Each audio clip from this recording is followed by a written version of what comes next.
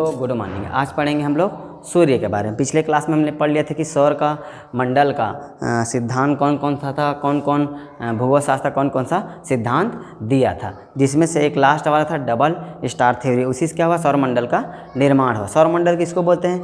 सूर्य के स्थित जितना भी पास है उसमें ग्रह उपग्रह पुच्छर तारे समीप जितना भी स्थित है उसको क्या बोलते हैं एक साथ? सौरमंडल। और सूर्य देखो तो हमारे सबसे पास वाला हमारे सबसे पास स्थित कौन है तारा? सबसे पास स्थित तारा कौन सा है? सूर्य, जिससे हमको क्या मिलता है? ऊर्जा मिलता है, प्रकाश मिलता है। क्या मिलता है? ऊर्जा और प्रकाश। देखो दूसरा सूर्य के बारे में दूसरा ये बात है कि सूर्य का सबसे दूसरा, सूर्य के समीप सबसे पास वाला तारा का नाम क्या है? Proxima Centauri. सूर्य के सबसे पास वाला स्थित सबसे प्रॉक्सिमा सेंचुरी। अब देखो सूर्य के बारे में देखो, जैसे हम लोग का उम्र होता है, आयु होता है ना, जितना वर्ष जिएंगे इतना, पहले बचपन में छोटे थे, फिर बड़े हो गए, फिर बाद में जाके मरेंगे, डेथ होगा कि नहीं होगा, सबका एक्सपायर, सब जन्म ले, सबका मृत्यु भी क्या है? निश्चित है। तो इसका भी कुछ ना कुछ आयु होगा, सूर्य का होगा ना। तो देखो सूर्य भी बना है, किससे बना है? गैसों के समूह से बना है। तो देखो सबसे पहले इसका आयु है लगभग इसका आयु माना है 15 अरब वर्ष। कितना? 15 अरब वर्ष, जिसमें से ये 5 अरब वर्ष क्या हो गया है? 5 अरब वर्ष इसकी आयु खत्म हो चुकी है, पूर्ण हो चुकी है, आयु पूर्ण हो चुकी है। बचा कितना साल? इसका आयु कितना बचा है? 10 अरब साल। मतलब 10 अरब वर्ष के बाद क्या हो जाएगा? इसका मृत्यु हो जाएगा। ये भी ब्लैक होल बन के, ब्लैक होल तो बनेगा नहीं तो क्या बनेगा? श्वेत वामन के बाद काला वामन बन के हो जाएगा, इसका भी डेथ हो जाएगा। अब देखो ये हो गया लगभग। तीसरा ये बना है, तारा बना है हमारा सूर्य 15 मिलियन वर्ष है। कितना? 15 मिलियन वर्ष। 15 मिलियन है कि बिलियन है? ये हमारा बना है 15 मिलियन वर्ष। कितना? 15 मिलियन वर्ष पहले इसका निर्माण हो चुका था। निर्माण मतलब उत्पत्ति हो चुकी थी, निर्माण बन चुका था। कौन? सूर्य 15 मिलियन वर्ष पहले इसका क्या हो गया था? निर्माण हो गया था। अब देखो चौथा, इसमें किसका? हाइड्रोजन का किसमें संलयन होता है? केंद्र में हीलियम का नाभिकीय संलयन होता है। नाभिकीय क्या होता है? संलयन होता है। ये आपको पता है, मैंने पहले भी बता दिया था, जिससे हमको क्या मिलता है? ऊर्जा और प्रकाश। यहीं से क्या मिलता है? ऊर्जा और प्रकाश। अब देखो इसके आंतरिक आधार पर, आंतरिक संरचना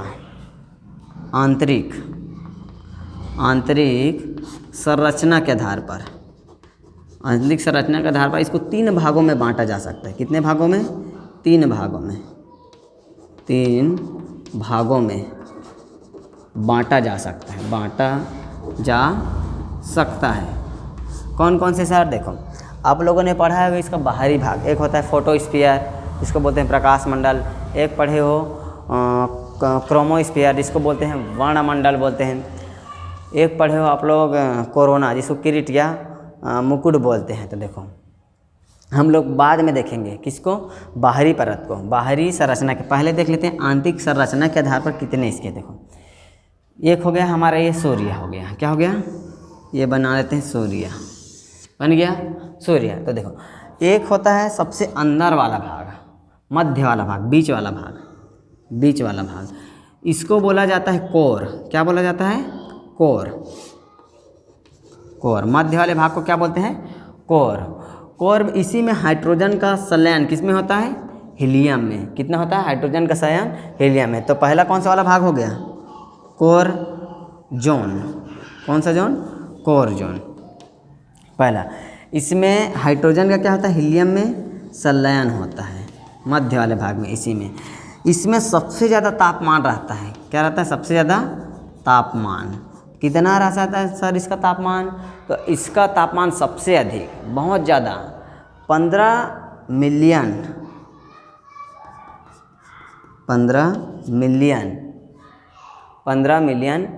सेल्सियस होता है। क्या होता है? 15 मिलियन सेल्सियस होता है इसका। बाप रे तापमान सर, इतना तापमान, आदमी भुंजा कर मर जाएगा जाते साथ। देखो तो क्या होगा, इसका टेम्परेचर कितना है 15 मिलियन। आदमी 50 डिग्री सेल्सियस को नहीं सह सकता। ये बाप रे, इसमें 38-40 हो जाएगा ना, बाप रे गर्मी, एसी चला, पंखा चला, कूलर चला। और सूर्य में कितना तापमान 15 मिलियन सेल्सियस। किसके भाग में, मध्य वाला भाग में, कोर में। इसी में किसका संलयन होता है, हाइड्रोजन का हीलियम में से। ये थोड़ा सा मिस्टेक हो गया था ना, ये 15 मिलियन वर्ष नहीं है निर्माण, थोड़ा सा इसमें और दोनों में कन्फ्यूज़न हो गया था।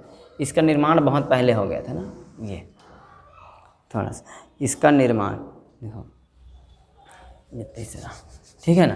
तो सबसे आंतरिक वाले भाग को क्या बोलते हैं, आंतरिक संरचना के आधार पर कोर जोन, कोर जिसमें हाइड्रोजन के हीलियम में संलयन होता है। इसके जस्ट बाहरी वाले भाग को बोलते हैं, ये वाला भाग, इसको बोलते हैं रेडिएटिव जोन। क्या बोलते हैं, रेडिएटिव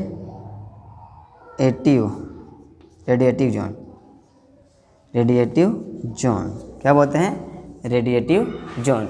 इसमें क्या होता है, इसमें क्या निकलता है, प्रकाश निकलते हैं, अलग अलग प्रकाश के। देखो दूसरा क्या है, radiative zone, radiative zone, radioactive zone, radioactive zone. देख इसमें क्या होता है, इसमें बहुत सारे क्या निकलते हैं, अलग अलग प्रकार की किरणें निकलते हैं। जैसे गामा किरण हो गया, गामा किरण यहीं से निकलता है। गामा किरण हो गया आपका, अल्फ़ा किरण हो गया आपका, बीटा किरण हो गया, जितना भी आपका पराबैंगनी किरण हो गया, कहाँ से निकलता है, यहीं से निकलता है पराबैंगनी किरण। कौन से वाले जोन से, रेडिएटिव। जब ये प्रकाश बहुत ज़्यादा तापमान बढ़ जाता है तो यहाँ से प्रकाश निकलता है, कहाँ पर, रेडिएटिव जोन से, जो हमारे किसमें, सौरमंडल में क्या करता है, प्रवेश करता है। तो ये हो गया सेकेंड वाला रेडिएटिव जोन। क्या भी निकलता है, अल्फ़ा, बीटा, गामा किरण, पराबैंगनी किरण, यहीं से निकलते हैं। कौन से जोन से, रेडिएटिव जोन से। अब सबसे इसके आंतरिक संरचना सबसे बाहर वाले में इसमें पाया जाता है, इस वाले भाग को बोलते हैं कन्वेक्टिव जोन, कन्वेक्टिव जोन। क्या बोलते हैं, कन्वेक्टिव जोन। तो अब इसको नोट कीजिए, कन्वेक्टिव जोन बताते हैं क्या होता है। मेन है कन्वेक्टिव जोन में क्या क्या रहता है। देखो कन्वेक्टिव जोन में पाया जाता है हाइड्रोजन के सेल। क्या पाया जाता है, हाइड्रोजन के सेल के बंडल पाए जाते हैं, बंडल क्या होता है सर, कैसा दिखता है बंडल। तो देखो हम इसको काट के बना रहे हैं, इतना वाला काट के निकाल रहे हैं, ठीक है ना, ये वाला काट के है। देखते हैं इसके आगे, नोट कीजिए आगे इतना तक। ये आपका हो गया कोर जोन। क्या हो गया, कोर जोन। ये वाला भाग हम लोगों ने काट के निकाल के संरचना देख रहे हैं, आंतरिक संरचना। तो हो गया कोर जोन। इसमें हाइड्रोजन का क्या होता है, हीलियम में संलयन होता है। इसमें क्या होता है, अल्फ़ा, बीटा, गामा, पराबैंगनी किरण, सब कहाँ से निकलते हैं, रेडिएटिव जोन, रेडिएटिव जोन से। और सबसे बाहरी वाला क्या कहलाता है, कन्वेक्टिव जोन, कन्वेक्टिव जोन। इसमें क्या होते हैं, हाइड्रोजन के सेल पाए जाते हैं। किसके, हाइड्रोजन के सेल मिलते हैं, बंडल मिलते हैं, इस सेल के बंडल। कैसा बंडल भाई, देखो इसमें देखो ये हाइड्रोजन का सेल बंडल बना रहता है ऐसे ऐसे ये, और अंदर की ओर चौड़ा रहता है और बाहर की ओर क्या होता है, छोटा होते होते आता है ऐसे करके। ये आपका हाइड्रोजन सेल का बंडल कौन से किस में पाया जाता है, कन्वेक्टिव जोन में। अब बनाइए, आप भी बनाइए, इसको प्रैक्टिस होगा ये बहुत सारा। अब जैसे यहाँ से प्रकाश बहुत ज़्यादा अत्यधिक ताप होता है तो यहाँ से क्या निकलता है, ऊर्जा निकलता है, प्रकाश। क्या निकलता है, प्रकाश। तो सबसे पहले एक आता है इसमें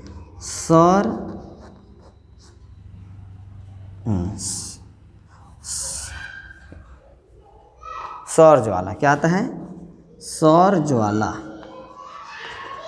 सौर ज्वाला। सौर ज्वाला मतलब इसको इंग्लिश में बोलते हैं सोलर फ्लेम। सोलर फ्लेम क्या होता है, सोलर फ्लेम, इसके बारे में भी बताएंगे। देखो जब यहाँ से प्रकाश निकलता है, एक होता है दूसरा सोलर स्पॉट, सोलर स्पॉट या इसी को बोलते हैं कलंक, सौर कलंक। क्या बोलते हैं, सौर कलंक।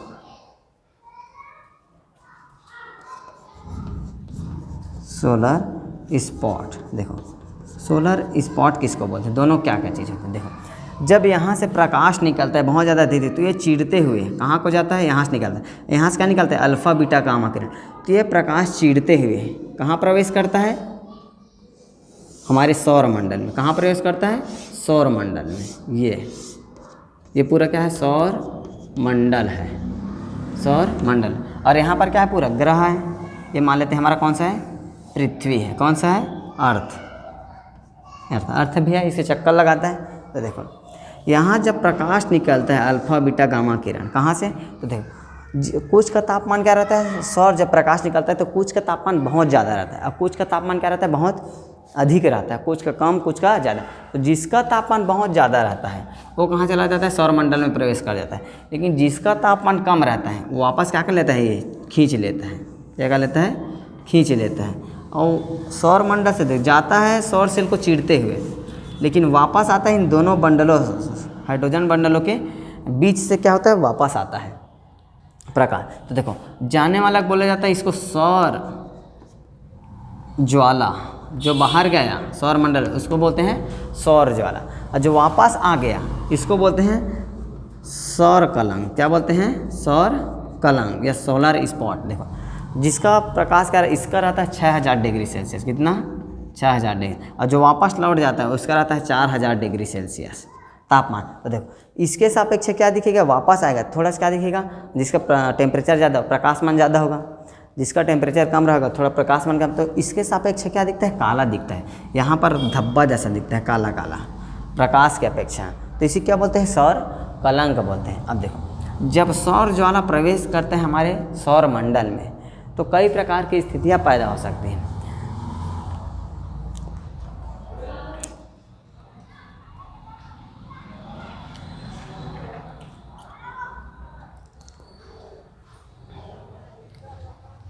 जब सौर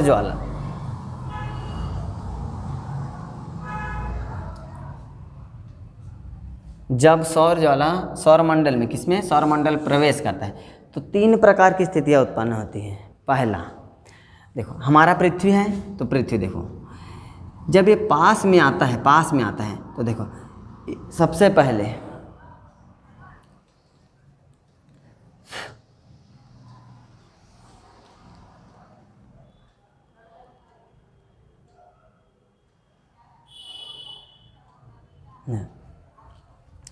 सौर ज्वाला 3 चीज़ उत्पन्न करता है। पहला, जब पृथ्वी के पास में आता है तो पहला संचार में बाधा उत्पन्न करता है। पृथ्वी के संचार में क्या करता है, बाधा उत्पन्न करता है, बाधा उत्पन्न करता है। किसमें, पृथ्वी के, हमारे पृथ्वी की बात कर रहा हूँ। दूसरा क्या करता है, एक ध्वनि उत्पन्न करता है। क्या करता है, ध्वनि उत्पन्न करता है, जिसको हम लोग क्या बोलते हैं, विसलर बोला जाता है, विसलर।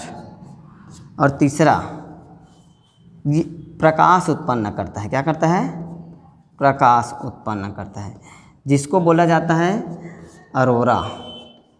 क्या बोला जाता है, अरोरा। अब देखो तीनों चीज़ क्या क्या चीज़ है, इसको देखते हैं। अरोरा, अरोरा। अब देखो जब ये प्रकाश हमारे पृथ्वी पर आता है तो यहाँ पर क्या है, वायुमंडल है, वायुमंडल है ना। ये जब ये सौर ज्वाला पास में आता है पृथ्वी के, तो सबसे पहले संचार में बाधा उत्पन्न करता है। किसमें, संचार में। जो आपका टेलीविज़न हो गया, जो आपका कनेक्शन हो गया, सैटेलाइट हो गया, वहाँ से जब गुजरता है तो क्या करता है, सिग्नल को रोक देता है, बीच में कट जाता है, तो संचार में बाधा। दूसरा ध्वनि उत्पन्न करता है, जिसको विसलर बोलते हैं। जैसे आप किसी को फ़ोन लगाएं, ये एक छोटिया बना देते हैं भैया, ये एक क्या है, छोटिया, ये बन गया। अभी एक छोटू बना देते हैं, दूसरे जगह पर है, क्या है, छोटू।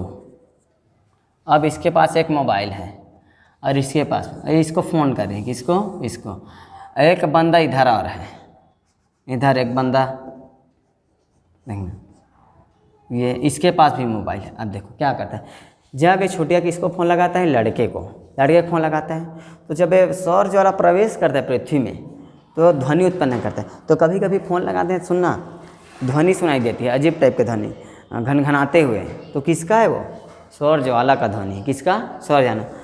कभी कभी संचार में बाधा कैसे उत्पन्न हो जाता है, जब गुजरता है तो फ़ोन लगा रहा है, इसको पहुंच जाता है किसके, इसके पास, फिर बोलते हैं कौन, रॉन्ग नंबर, भैया गलत लगे। तो देखो सेम फ्रिक्वेंसी का इधर पकड़ लेता है कौन, वो मोबाइल कनेक्ट कर लेता है। तो इसी प्रकार तो ऑटोमेटिक नहीं लगता, फ्रिक्वेंसी के अनुसार, किसके अनुसार लगता है, सौर ज्वाला के कारण लगता है, अलग अलग लग जाता है। दूसरा, जब गुजरता है ध्वनि उत्पन्न देता है, जो हमारे मोबाइल से सुनाई देता है, किससे, अलग आवाज़ें। तीसरा, प्रकाश उत्पन्न करता है, देखो गुजरता है प्रकाश उत्पन्न करता है, सही बात।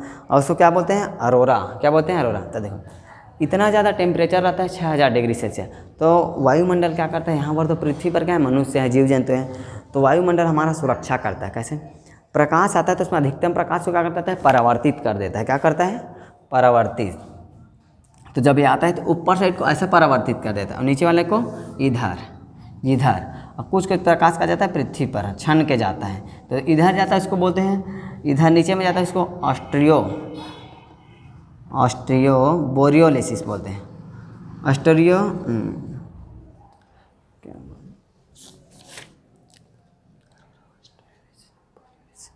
इसको बोलते हैं ऑस्ट्रियो अरोरा ऑस्ट्रियोलिसिस, और ऊपर वाले को बोलते हैं अरोरा बोरियोलिसिस, अरोरा बोरियोलिस। क्या बोलते हैं नीचे वाले को, अरोरा। देखो नीचे में क्या है, ऑस्ट्रेलिया है, हमारे नीचे वाले महाद्वीप में ऑस्ट्रेलिया, तो ऑस्ट्रेलिया ओरियोलिस याद करने का तरीका, ऊपर में अरोरा बोरियोलिसिस, ये आपका। तो देखो सौर ज्वाला किसको बोलते हैं, जब यहाँ से प्रकाश जाता है और कहाँ जाता है, सौरमंडल प्रवेश करता है, उसको सौर ज्वाला या सोलर फ्लेम। जिसका टेम्परेचर क्या रहता है, सौर कलंक से ज़्यादा रहता है, इसका कलंक क्या रहता है, सौर ज्वाला से कम रहता है। तो ये हो गया आपका आंतरिक संरचना। क्या हो गया, आंतरिक संरचना हो गया, ये हो गया। तो आप इसको नोट कर सकते हैं, नेक्स्ट करेंगे हम लोग अगले क्लास में। तब तक अलविदा लेते हैं, जय हिंद। आप अच्छे से पढ़िए इसको, कंपटीशन की दृष्टि से बहुत ज़्यादा क्या है, इम्पोर्टेंट है।